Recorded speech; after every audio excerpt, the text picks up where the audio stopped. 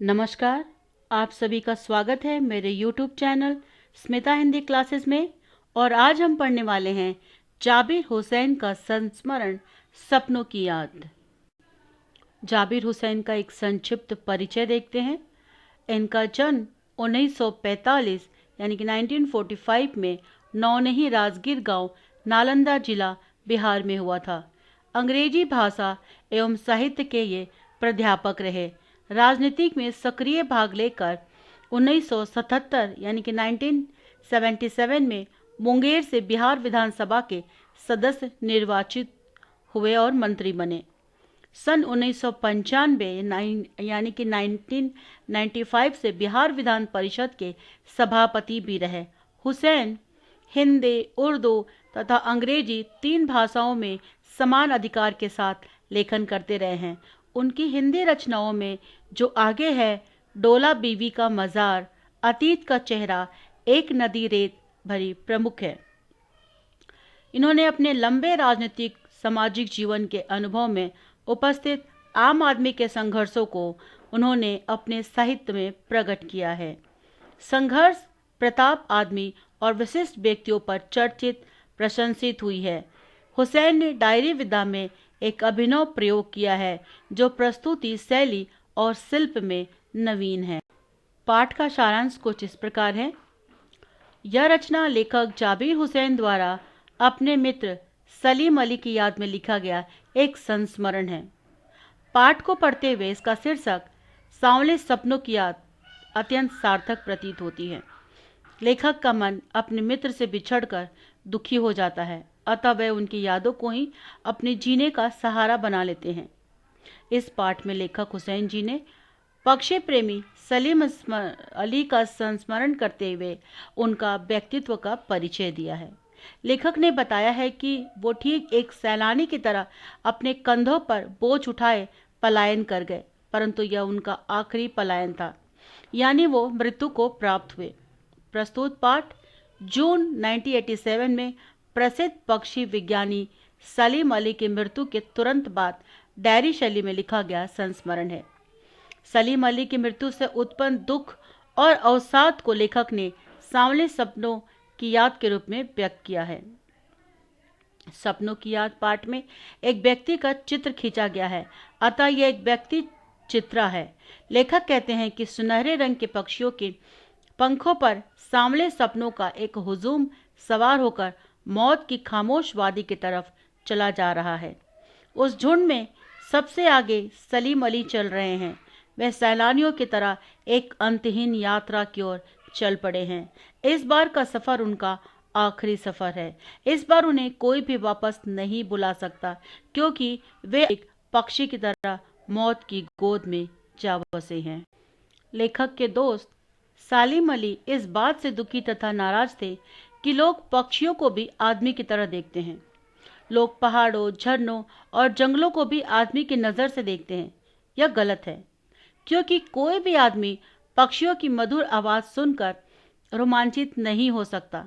इस पाठ में लेखक हुसैन जी ने पक्षी प्रेमी सलीम अली का संस्मरण करते हुए उनका व्यक्तित्व परिचय दिया है। लेखक ने बताया है कि ठीक एक सैलानी की तरह कंधे पर बोझ उठाए पलायन कर गए, लेकिन ये उनका आखिरी पलायन था, यानी कि वो मृत्यु को प्राप्त हुए। वो प्रकृति में ठीक उसी तरह विलीन हो गए, आखिरी गीत गाने के बाद मौत की गोद में जैसे जा बसा हो।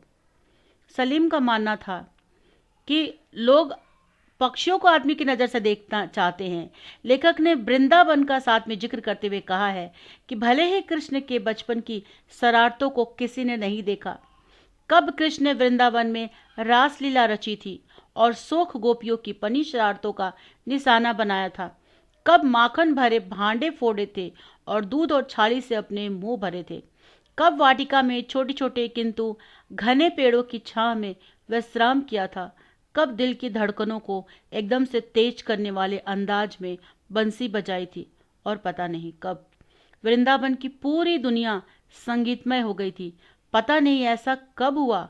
कब उन्होंने घने पेड़ों की छांव में विश्राम किया, कब बांसुरी बजाए, ये सारा कोई नहीं जानता। आज भी लेकिन वृंदावन आप जाकर देखें, नदी के सांवले पानी को देखोगे तो कृष्ण की याद दिला ही देगा। आज भी वृंदावन कृष्ण की बांसुरी के जादू से खाली नहीं हुआ है। लेखक कहते हैं कि वृंदावन में भगवान कृष्ण ने पता नहीं कब रासलीला की थी, कब ग्वाल बालों के साथ खेल खेले थे, कब माखन खाया था, कब बांसुरी बजाई थी, कब वन विहार किया था। किंतु आज हम यमुना के काले पानी को देखेंगे तो ऐसा नहीं कह सकते, क्योंकि यमुना के काली पानी को देखते ही ऐसा लगता है कि बस जैसे अभी अभी भगवान श्री कृष्ण बांसुरी बजाते हुए कहीं से निकल आएंगे और फिर सारे वातावरण में संगीत का जादू छा जाएगा। वृंदावन से कृष्ण की बांसुरी का जादू अभी भी खत्म नहीं हुआ है। उसी तरह ठीक सलीम अली को भी पक्षी प्रेमी के रूप में हरदम हरदम याद किया जाएगा। पूर्व समय को याद करते हुए लेखक बताता है कि वे उम्र के 100वें पड़ाव के करीब थे। यात्राओं की थकान ने उन्हें कमजोर कर दिया था। कैंसर जैसी जानलेवा बीमारी उनके मौत का सबब बना, परंतु एक बात स्पष्ट थी कि वे सब मिलकर भी उनकी आंखों की वह रोशनी छीनने में सफल नहीं हो पाए जो पक्षियों के तलाश और उनके हिफाजत के प्रति समर्पित थी, यानी कि पक्षियों के लिए इनका भाव। अपने जीवन के एकांत क्षणों में भी वह दूरबीन के साथ पक्षियों को निहारते देखे गए। वे उन लोगों में से थे जो प्रकृति के प्रभाव में न जाकर प्रकृति को अपने प्रभाव में लाता है। उन्होंने अपना जीवन साथी, अपने स्कूल सहपाठी तहमीना को चुना, जिन्होंने हर लम्हे में उनका सहयोग दिया। सलीम अली ने बहुत भ्रमण किया था। उनकी उम्र 100 वर्ष की हो रही थी, अतः उनका शरीर दुर्बल हो गया था। मुख्यतः वह यात्रा करते करते थक चुके थे, किंतु इस उम्र में भी उनके अंदर पक्षियों को खोजने का जुनून सवार था। दूरबीन उनकी आंखों या गर्दनों पर हमेशा पड़ी रहती थी तथा उनकी नजर दूर दूर तक फैले आकाश में पक्षियों को ढूंढती रहती थी। उन्हें प्रकृति में एक हंसता खेलता सुंदर सलोना संसार दिखाई देता था। इस सुंदर रहस्यमयी दुनिया को उन्होंने बड़े परिश्रम से बनाया था। इसके बनाने में उनकी पत्नी तहमीना का भी योगदान था। सलीम अली केरल की साइलेंट वैली को रेगिस्तान के झोंकों से बचाना चाहते थे। इसीलिए वे एक बार पूर्व प्रधानमंत्री चौधरी चरण सिंह जी से मिले थे। सलीम जी अनेक अनुभवों के मालिक थे। वे केरल की सैटेलाइट वैली को रेगिस्तान के हवाओं से बचाने का अनुरोध लेकर पूर्व प्रधानमंत्री चौधरी चरण सिंह से जा मिले, जो कि मिट्टी पर पड़ी पानी की पहली बूंद का असर जानने वाले नेता थे। परंतु पर्यावरण के संभावित खतरों के बारे में जब सलीम ने उन्हें अवगत कराया, तब चौधरी चरण सिंह की आंखें भी नम हो गई। सलीम ने अपनी आत्मकथा का नाम फॉलो अप स्पैरो रखा, जिनसे उन्होंने एक घटना का जिक्र करते हुए लेखक को D.H. लॉरेंस के बारे में लिखा है कि उनकी मृत्यु के बाद उनकी पत्नी फ्रीडा से कहा गया कि वे अपने पति पर कुछ लिखें, तो वे बोली थी कि मेरे लिए लॉरेंस के बारे में लिखना आसान नहीं है। उन्होंने कहा कि उनके बारे में मेरे से ज़्यादा मेरी छत पर बैठने वाली गौरैया जानती है। मुमकिन है लॉरेंस सलीम का अटूट रिश्ता हो। वह सचमुच इतना खुला खुला और सादा दिल आदमी था। मुमकिन है लॉरेंस मेरी रगों में, मेरी हड्डियों में समाया हो। लेकिन मेरे लॉरेंस के बारे में लिखना मुश्किल है। उसके बारे में अपने अनुभव को शब्दों का जामा मैं कैसे पहनाऊं? वे सदा जटिल प्राणियों के लिए एक पहेली रहेंगे। बचपन में उनके एयरबैग की शिकार एक गौरैया ने उन्हें पक्षी प्रेमी बनाकर जो राह दिखाई, वे उन्हें नए नए रास्तों पर ले जाती रही। वे एक भ्रमणशील व्यक्ति थे, जो कि प्राकृतिक की दुनिया में एक टापू की बजाय अथाह सागर बनकर उभरे। चौधरी चरण सिंह चूंकि गांव के जन्मे हुए थे और गांव की मिट्टी से जुड़े थे, अतः वे सलीम अली के पर्यावरण की सुरक्षा संबंधी बातें सुनकर बहुत ही भावुक हो गए। आज ये दोनों व्यक्ति नहीं हैं। अब देखते हैं कि हिमालय के घने जंगलों, बर्फ से ढकी चोटियों को, लेह लद्दाख की बर्फीली जमीनों पर रहने वाले पशु पक्षियों की चिंता कौन करता है। ये सब करने की प्रेरणा उन्हें एक छोटी सी चिड़िया से मिली। बचपन में एक बार अन्य बच्चों के साथ सलीम अली अपने एयरगन से खेल रहे थे। खेलते समय उनके एयरगन से एक गोली निकली और एक छोटी सी चिड़िया घायल होकर गिर पड़ी। उसी दिन से सलीम अली के हृदय में पक्षियों के प्रति दया का भाव जाग उठा और वे पक्षियों की खोज तथा उनकी रक्षा के उपायों में लग गए। प्राकृतिक रहस्यों को जानने के लिए निरंतर प्रयास करते रहे। इसके लिए उन्होंने बड़े से बड़े तथा कठिन से कठिन कार्य भी किया।